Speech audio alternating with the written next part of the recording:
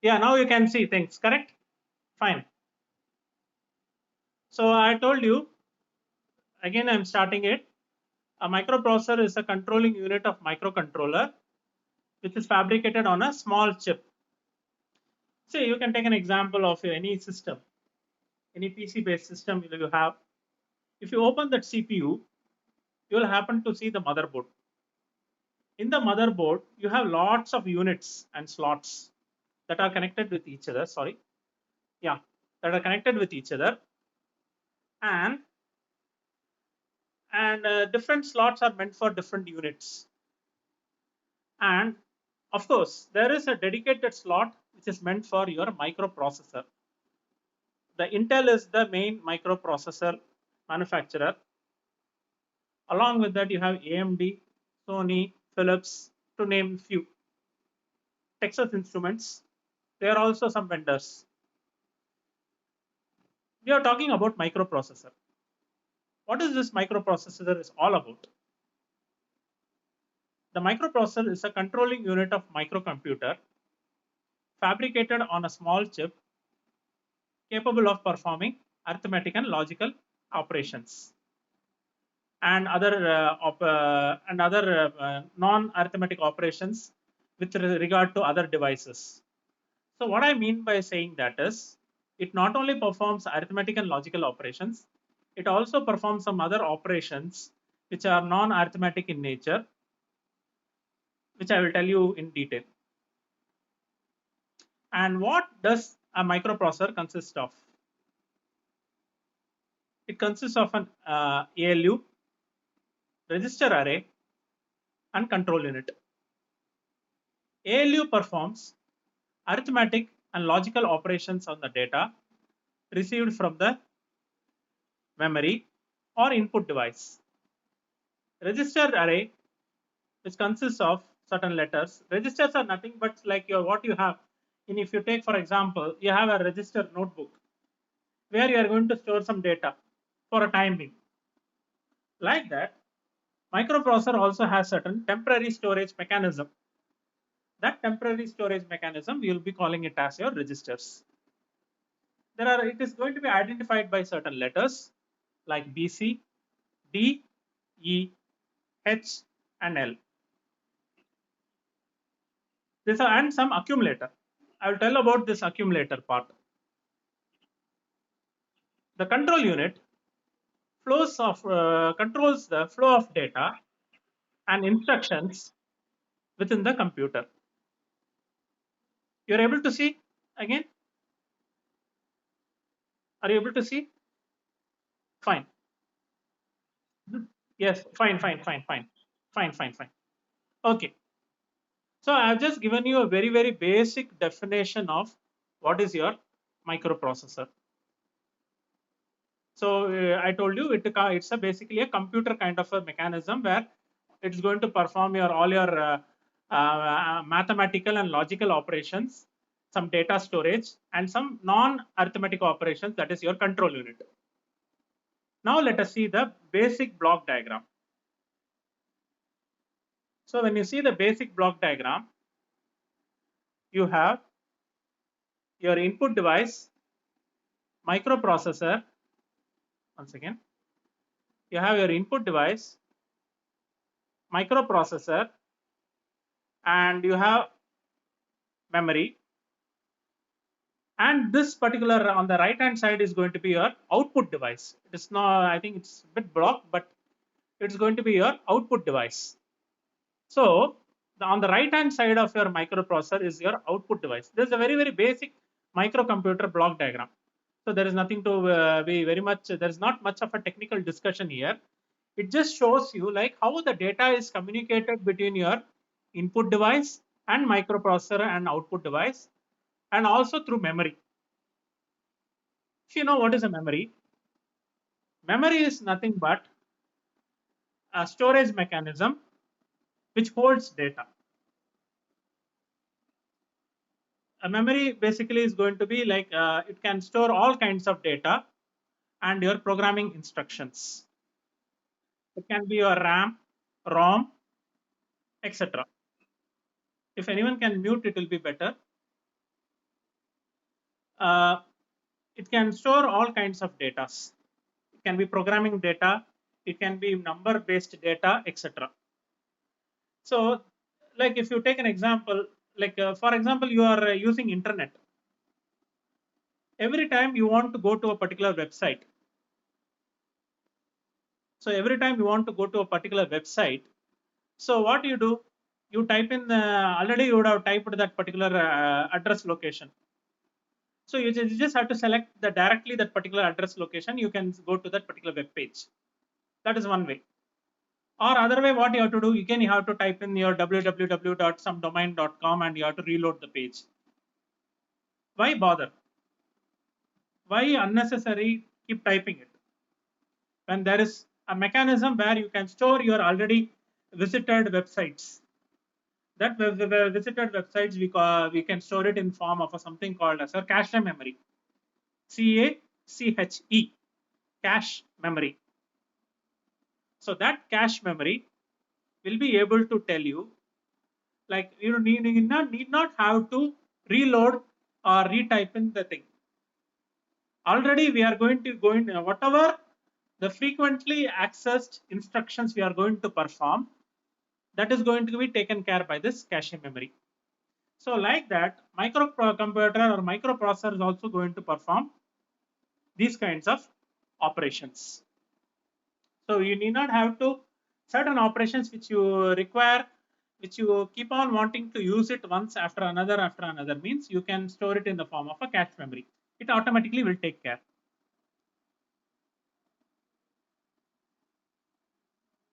So now, how does a microprocessor work? It follows certain pattern or a sequence: fetching, decoding, executing. Fetching means you take the value. Decoding means you read the value. Executing means you perform operations. These are the three basic meanings as far as your microprocessor is concerned. So what it does is the instructions, the programs, because even microprocessor is going to have certain programs. What it does is the instructions are going to be whatever the program you are going to type, they are going to be stored in a memory in some sequential order. When I say sequential means one instruction, then next instruction, then next instruction, like that. One after, one after, one after. It goes on. So the instructions are stored in a memory in a sequential order. Then the role of the microprocessor is going to be fetch those instructions from the memory. It's like it has got a big hand. It is going to extend its hand. Like what do you have? This Procline machines. They have this bionic hands to do a particular job. So you can imagine like microprocessor has a big hand, invisible hand rather. It fetches those instructions from the memory, then decodes it. When I say the word decodes means it reads it. Then it executes the instruction till you give a stop to that particular command. When I say the stop instruction which is given here, it shows that till stop instruction is reached, it keeps on executing it. And later, it sends the result in a binary. See, computers don't understand our language. Computers never understand our language. They only understand the language of zeros, ones, and so on. Whatever we perform, the programs, you might have gone for a programming class or not, which I'm not very much aware. Say if you take any example in C programming, if you take a C programming or C++ or whatever, any language, Java or whatever, they only understand the language of zeros and ones, the compilers. But what really happens is, like these, they understand the language of zeros and ones means the compiler which will convert the language, the typed language, which we are typing, that language is basically going to be the understandable language, high level language. The compiler is going to type in our language that which is going to be converted to the language which is understood by the machines. So our high level language gets converted to low level language. Then only it will understand. Say I'm saying perform addition of two numbers. I'm using the statement add A and B. We understand it is add A and B. That is, you are going to perform two numbers A and B. And I'm going to store the result in C.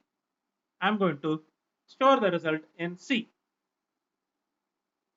But the what happens in the compiler is a dumb device.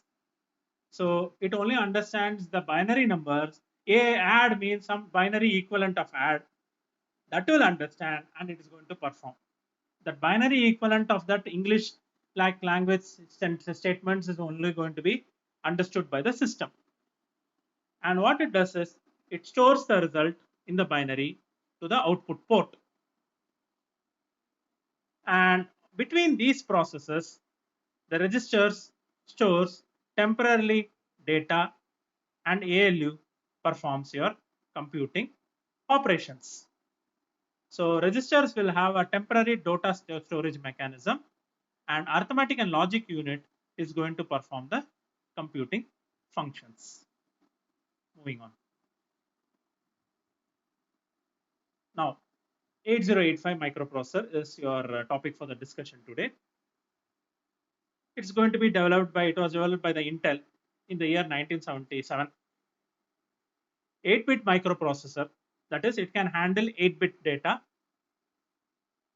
16-bit address bus, that is, it can address up to 2 raised to the power of 16 memory locations. 16-bit means 16-bit address handling capability it has having. So it can address up to 2 raised to the power of 16 memory locations. And a 16-bit program counter, a 16-bit stack pointer, a 6 8-bit registers in pairs.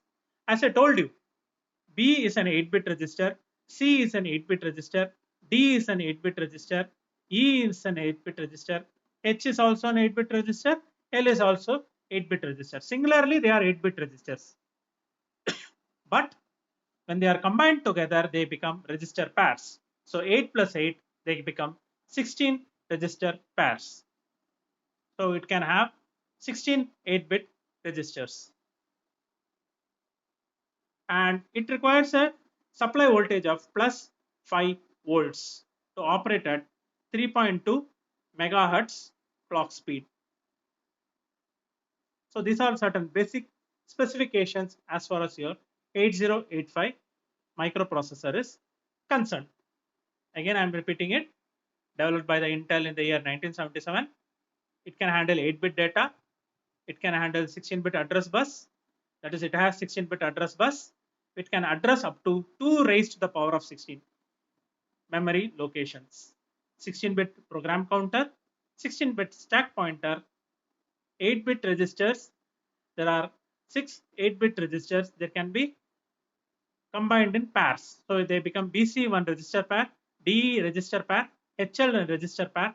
Register pair is 16-bit data handling capability and plus 5 volts supply, which is required to operate in 3.2 megahertz clock speed. Now coming to the architectural part of 8085. See, I have asked in the what do you call some questions in assignments. I have asked certain questions like explain the architecture of 8085 or 8086 means you have to draw then explain. You can't explain without drawing.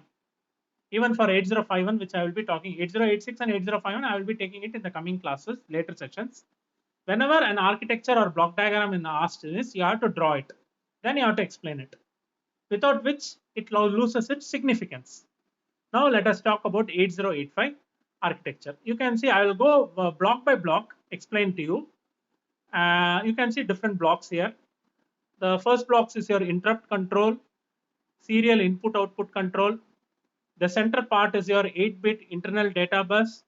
You can pardon me for the lack of clarity in the diagram, but anyway I will try to explain to you. Then you have accumulator. This accumulator is going to be a very, very important concept with regard to 8085 microprocessor, because all arithmetic and logical operations are taken care by through accumulator. Temporary register, flags, flip-flops, arithmetic and logic unit. Yes? Yeah, sorry. You, you want me to write through comment? Ah.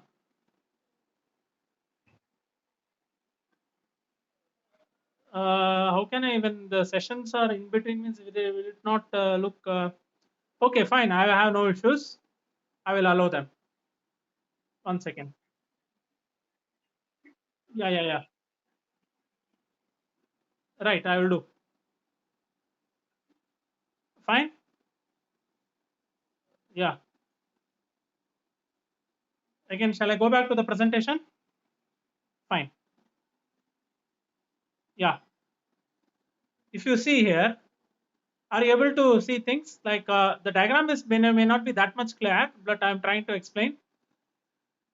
See, you have different units. I told you like interrupt control, serial input output control, accumulator, temporary register, flags, flip flops, arithmetic and logic unit, instruction decoder or machine cycle encoding, timing and control. There you have different units. And here you are going to have is your multiplexer W, Z, B, C, D, E, H, and L, stack pointer, program counter, etc., address buffer, data bus buffer. So these are all basically your architectural setup as far as your 8085 architecture is concerned. If you really want, I will definitely, once the session is over, I will share this PPT with you, all of you guys, through WhatsApp. That's not a problem at all. I will do that, because the diagram may be a little on the not so clear. So these are different units as far as your 8085 architecture is concerned. See, if you see, I will tell once, I will talk about the functional units now. Accumulator. Accumulator is an 8-bit register used to perform arithmetic and logical operations, input output, load and store operations. See, all basic arithmetic and logic operations are taken care by your accumulator. Every addition, subtraction, multiplication, division, you name it, everything has to pass through your accumulator, because the end result of all this arithmetic and logical operations, the result will be stored in accumulator. That's why it's a very, very important register. It is connected to internal data bus and ALU. Now, arithmetic and logic unit, as the name suggests, it performs arithmetic and logical operations like addition, subtraction, and, or, etc. on 8-bit data. Now the question occurs is, 8085 is meant for 8-bit. It has 8-bit data handling capability. Can it work on 16-bit data? Yes, of course. It can work on 16-bit data also. How? That is, by combining two 8 bits together, you have a 16-bit register pair. So using the register pair, which will account for 16-bit data capacity, you can work on 16-bit data also. But it is not going to, it's going to be performing on few operations only. More kind of data handling capability is restricted in 8085. That is where we will be studying about 8086 in the coming sessions. That is more powerful processor when compared to 8085. And I told you B, C, D, E, H, and L. Each register can hold 8-bit data. These registers can work in pair to hold 16-bit data, and the pairing combination is like BC, DE, HNL, as I told you. Program counter. The word counter itself means that is going to be counting. I will give a real-time example of a counter. You might have seen the traffic signals. There are 3 signals: red, amber, green. As long as the red is on, there will be some digital counter. It will be counting down. Albeit the red counter takes more time than the green counter in some very heavily congested traffic locations. But the thing is, the red is there, it starts counting down. Say it starts counting down from 2 minutes, 1 minute, up to then it goes to seconds. And once when the 0 seconds is reached, means it's, I'm talking about the countdown, means the red goes to green. The green is there. The green signal is there. Then there is a green counter. Now, as long as the green counter is there, means that is the green signal is on. Once the green counter becomes 0, means it goes to orange or amber. The orange amber counter, it's a very momentarily light. It's a moment light. It's not going to be there for too long. It will be there till the counter, orange counter is there. Once the orange counter becomes 0, means it again goes back to red. So this is basically how a counter works. I'm talking about your counter. How the counter works. It's a part of your digital logic design, actually speaking. So like that, the program counter is there. See, whenever you type in certain instructions, you might have studied C, C++ in the very basic things. You might have typed the program in your system. Actually, what happens is that particular instruction is going to be stored in a counter. That particular instruction is going to be stored in a counter. Once you press an enter, you type in another set of instructions. So what happens is whenever you type in an instruction, the counter will be incremented. Say suppose the counter value was 0, means after next instruction it becomes 1. After next instruction it becomes 2, like that. Whenever an instruction is being executed, that is going to be read or executed, run. When I'm using the word executed, means it is going to be run, means the program counter points to the address of the next location. It's like a kind of an indicator. So every time that indicator will keep on increasing. So like that, this program counter works. In 8085 also, this is a program counter. Next, stack pointer. I'll give a very colloquial example of a stack pointer. I think most of you would have been eating idlis as a snack. How the idlis are prepared is, they are prepared in the form of a round plates, where you are going to put the dough. Then the first, the last one will be there. Then you put another plate. Then you put a dough. Then you put another plate, and you put a dough, and you are going to put it there in the cooker. After it has been cooked, what happens is whatever the last idli plate which was put will be the first to be taken out. Whatever the last idli plate which was put will be the first to be taken out. Like that, the stack pointers also works on the on this concept. That is, whatever the last data is there, it will be the first to be executed. Last in, first out. So you can again take an example of your popcorn. The popcorn also works on the concept of stack only. Whatever the data whatever the popcorn which is put in the last will be the first to popped out. So what happens is it's also the 16-bit register. It's a stack, which is whenever the last data which is put will be the first data to come out. That is the case of your stack pointer register. And the next one is your temporary register. It's not a very much in use, but it holds your temporary data. Flag register. See, this is one very important register as far as your 8085 microprocessor is concerned. It is basically a condition checking. It checks a condition where, say for example, if you perform some arithmetic operations, say you are having two numbers, A and B. two number that the two numbers are say some some x digits length. A is x digits length, B is also x digits length. When you performing A plus B means the Z you get the result can be also x digits length, or sometimes there will be Z which is also x digit length plus some extra digit also will come. That extra digit we call it as carry. So those kind of conditions that carry is there from when you're performing arithmetic operations or logical operations, whether you get carry or not, whether you get the answer as zero, completely the answer is zero means that also condition will be affected.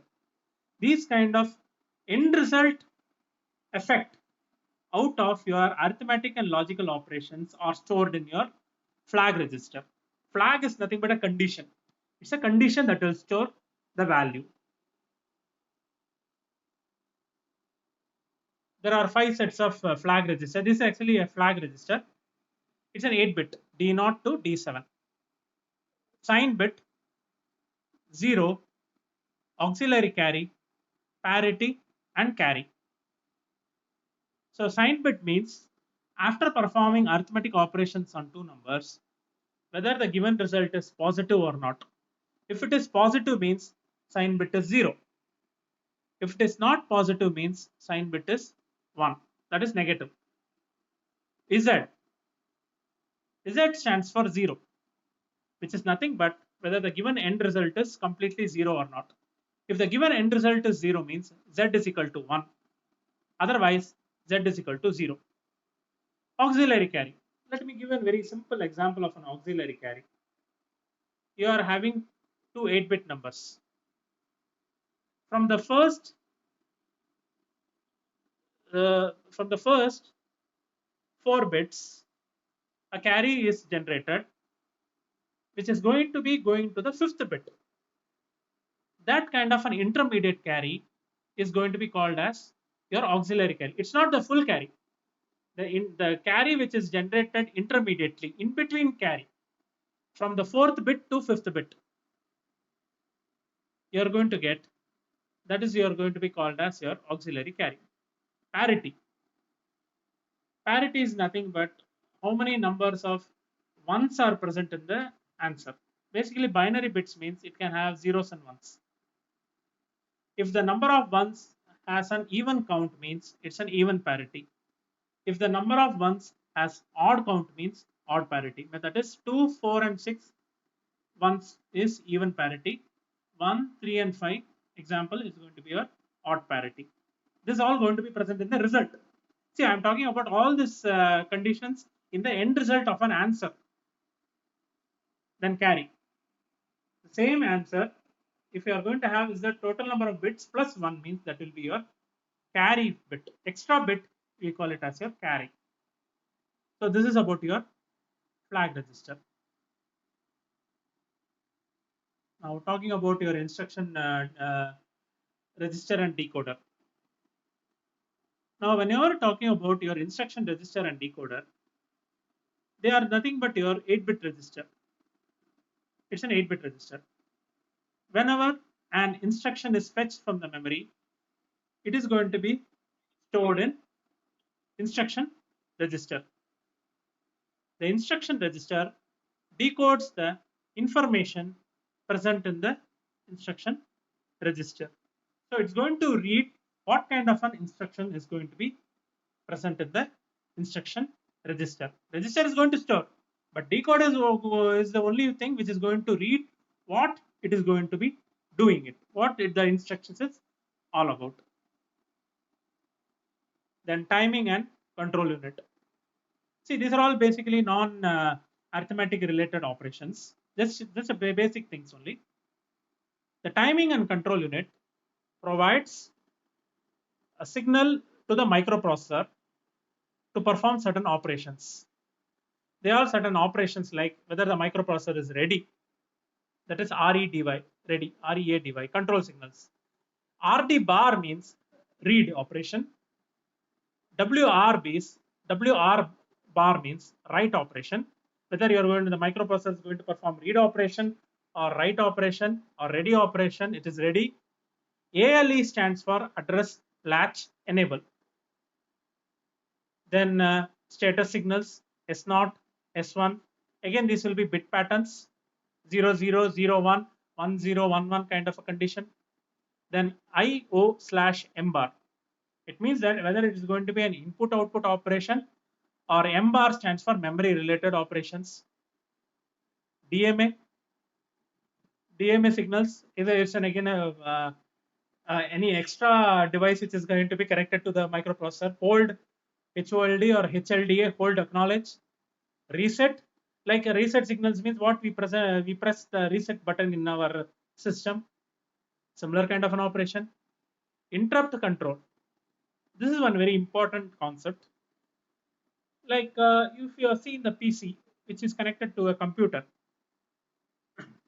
as the name suggests, whenever you are going to perform the what you call the printing operation means we go to and we perform the print operation. We go to the we type in print command. So what happens is the print is now ready. It is present the part of the control panel, and as long as the printer is connected means the printer is going to perform your printing operation. If it is not means it will show an error message. What kind of these operations are? These operations are nothing but your interrupt operations. That is, we are going to temporarily halt our microprocessor, which is doing its own job, and it is going to perform certain operations, interrupts the process. So the microprocessor is executing a main program means, and whenever an interrupt occurs means, the microprocessor will divert its attention to that particular interrupt. It will ask, what is that you want? If it is important means, it will say it will agree to its need. Whenever any other device which wants to have an attention of a microprocessor means it sends an interrupt.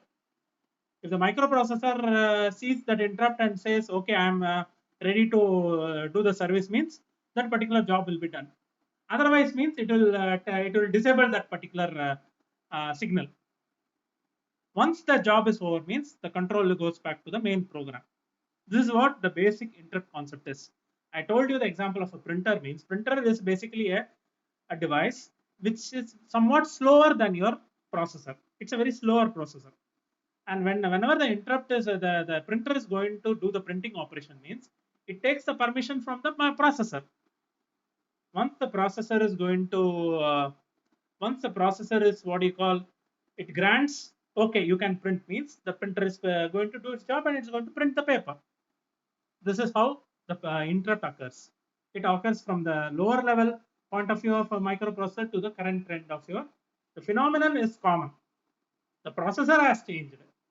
8085 is a 1977 product, 8086 another one, and it went on. And you know, even Pentium came. In our time, Pentiums came. Now the Pentium itself has now been subdivided into more higher end processors. But the concept, the basic concept remains the same as far as your processor is concerned. So I told you about interrupts.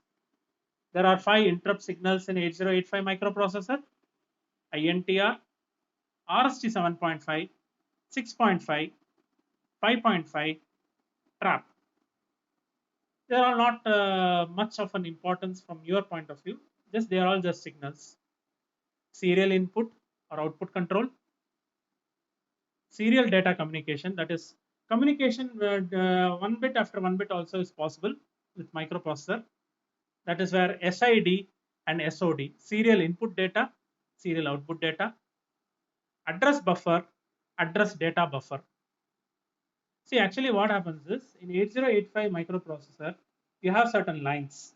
These lines carry data. These lines which carry data, we call it as bus lines. Definitely you will find it in all, presently in all CPUs now, lines of wires. So here, there are address lines and also address data lines. It means that address and data lines are one line, and as well as address lines. It means that address, it will act as an address line for certain time, and it will act as a data line for certain time. That's why we call it as your address data line. And it's a data bus is going to be a bidirectional, whereas address bus is an unidirectional, which is going to be stored in the device. I will, for the timing, I will stop with this thing.